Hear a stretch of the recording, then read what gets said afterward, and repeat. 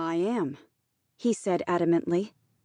All right, she muttered, swiping one hand through her hair. What had seemed such an uncomplicated idea had suddenly taken on more twists and turns than a country road. You'll agree to the wedding? I don't know yet. Don't sound so enthusiastic. I'm not, she sighed loudly.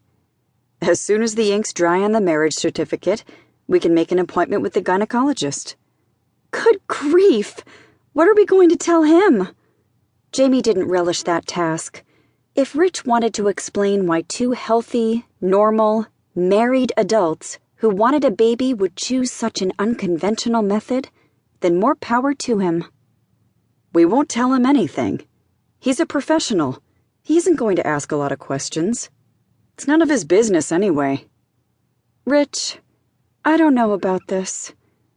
If you have doubts, then I suggest you spill them now.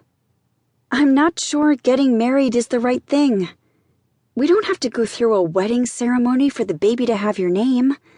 Couldn't you legally adopt him or her after the birth? Why complicate everything? And marriage isn't going to do that? Jamie cried. Marriage will accomplish the same thing now without the legal hassles of adoption later. As I said, it'll be in name only. Yes, I know, but... She hesitated, trying to shape her objections in the form of a reasonable argument. When she spoke, her eyes met his. You're going to think I'm terribly old-fashioned. The woman who asked me to be a sperm donor? Hardly. Jamie had the feeling it would take a long time to live that down. Yes, she said vehemently. I suppose it has to do with my upbringing, but I've always considered marriage sacred. Somehow it just doesn't feel right to sneak off and get married and then arrange for a divorce 9 months later. Rich was quiet for a moment. I agree, he finally said. But this isn't a normal marriage. What marriage is? Jamie asked, thinking of all the friends she'd known over the years who'd married. Each relationship was different from the others. She'd stood by and observed how some couples had grown closer in their love and commitment. Others had drifted further and further apart until it was too late. Nothing's going to change, at least not outwardly. Rich tried to reassure her once again. We're doing this for the child's sake, and for yours. For mine? Rich's eyes narrowed slightly, and when he spoke, his voice was cold. I won't allow your reputation to be damaged by an out-of-wedlock pregnancy. That was all well and good, but it was her reputation, and if she had no objections, then he needn't be concerned. But, Rich... Furthermore, he said, interrupting her, I refuse to allow my son or daughter to be born a bastard. He raised his hand.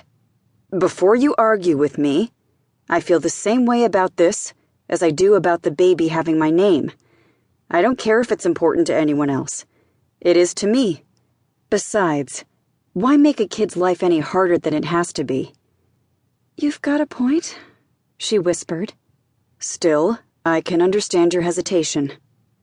Jamie lowered her eyes. It's just that I expect you'll want to marry someday. Sooner or later, a woman's going to come into your life, and this marriage is going to complicate everything for you. What are you going to tell her about me and the child? The truth. But, Rich, it's not going to happen. If I believed I was eventually going to marry, I wouldn't have agreed to this. Any doubts Jamie entertained were wiped out with the certainty of his smile. So, you'll marry me? He asked. Jamie nodded. She still wasn't convinced it was the right thing to do, but he'd insisted on it, so she felt she had no choice. One last thing, Rich said, placing his foot back on the floor. There was more? Jamie's head was still reeling from his last announcement. Now what? You're important to me. Our friendship's important. For the sake of that friendship, I think we should have everything drawn up legally.